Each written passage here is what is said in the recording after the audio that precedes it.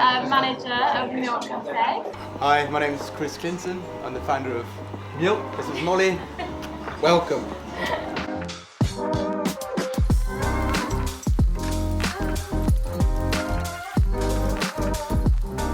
I've fired up the Pixie app to locate Mjolk, and it's right in the city centre of Bath within Abbey Churchyard, so directly opposite Bath Abbey.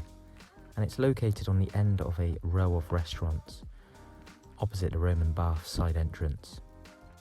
Great spot for tourist attractions. Kat, you come and entertain Molly? Absolutely. Sure.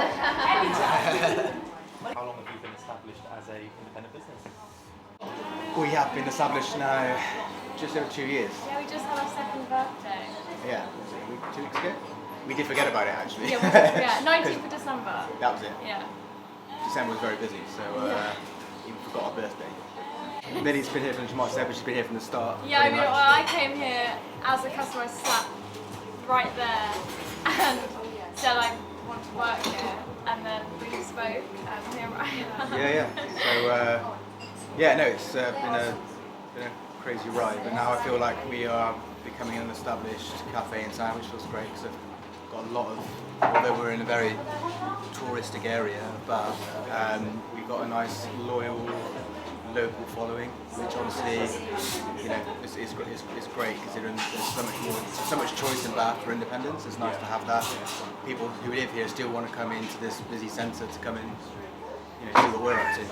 What's the story behind your business? Mjolk was an idea that I had whilst living in Sweden.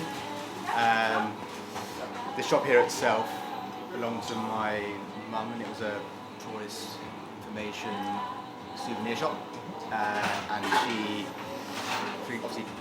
COVID happened, and that industry sort of took a real downturn. And after 25 years of running Casey Change, as it was known, she was looking for almost a way out. And living in Sweden at the time, I had no plans really to move back. I was enjoying my life out there. Then the opportunity she called me up one afternoon and asked if I was interested in doing something with it, knowing that I had experience with hospitality. I've always worked within hospitality. And it didn't take a lot of convincing, and didn't take my wife a lot of convincing either, who is Swedish. So that obviously helped a lot with with what we do here. When we first opened this, we didn't have anywhere, a kitchen as such, or any storage. This is what we have here. Luckily, availability came upstairs for a small kitchen and office. So that's where everything gets baked where Magic happens, where everything gets baked fresh every day. We started off obviously just because when we first opened, it was just me and my wife running it, just the two of us. So we were buying in lots of things, but obviously with the vision of having just Swedish, Norwegian, Danish, pastries and such. So that was the plan. Speaking of food and the menu, what's the best sellers? What are the best sellers? I mean, obviously a cinnamon bun in terms of pastries, almond croissants, just classic Swedish. And then lunch-wise, hot dogs fly out. Yeah, I mean we struggled to hold on to cinnamon buns. They would be sold out in pretty 99% of the days, which isn't in our plan. It's in our plan of growth though. I'd love to have a bigger kitchen, a bigger bakery, to be able to produce more. But at the moment, this is what we have. And they're good quality, obviously, and they sell out. So. I feel like the location is a big factor of your success. With this location, you're guaranteed to get a customer, but you're not guaranteed to get a returning customer. Yeah. And with what we offer and our vibe and our warmth, I think that's where we get our we obviously are guaranteed our tourists, but I think we rely more on our regulars. Absolutely, and that's how we sort of judge ourselves really. I feel like we've done pretty well at that. And 9 times out of 10 we know their name, we know their order. Exactly, I've been here 20 minutes and already spoken to multiple people. Well, it's a difficult industry to work in, and those bits of your day, although they might seem like part of your job, it actually keeps things interesting for you, doesn't it? Yeah. Your aspirations with Mjolk. Yeah. Yeah. I mean, I love the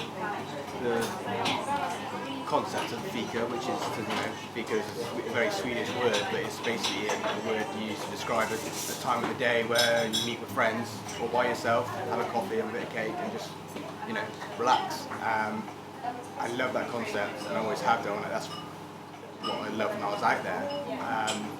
So being able to sort of expand that into more areas of, it's something I'm definitely interested in doing. I just need to, I'm looking for the right opportunities to do so, really. But yeah, it's definitely part of the plan. We managed to get a good team behind me, which helps. Hopefully now I can sort of, do that side of it, really. Yeah, branch out. Quite a big team here. There is. I did a count earlier. Well, about 17 people. Wow. 16 of us, I think. Yeah, it's mental. For a cafe this size, it does tell you how busy we can get, which you'll see. You come back at the weekends. But yeah, no, we are. Obviously not all full time. A lot of part Part-time students, and they rotate seasonally. So. How long have you been utilising Pixie for? We've been utilising Pixie since day one.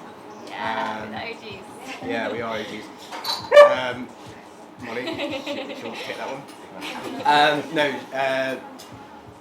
Obviously, Pixies, I've known about Pixies for a while, so I've known Greg for a long time.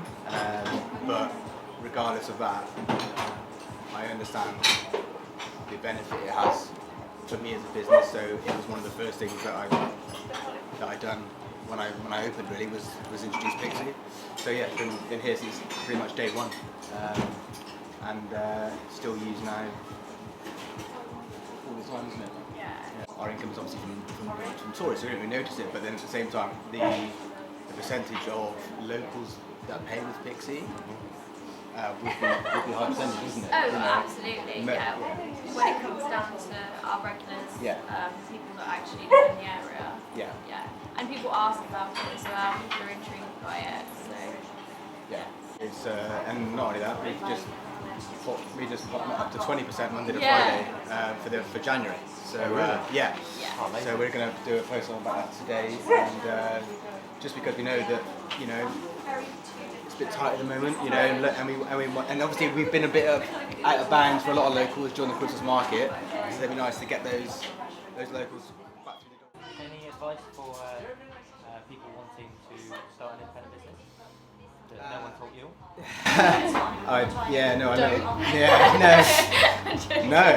Definitely the best thing I've ever done is doing it. It's always something I've wanted to do though, so I knew, grew up in a family where my parents both had their own businesses, my grandparents both had their own businesses, so I've always seen that as the goal, but I've made lots of mistakes along the way, and I'm learning from them, and I think probably a bit of advice would be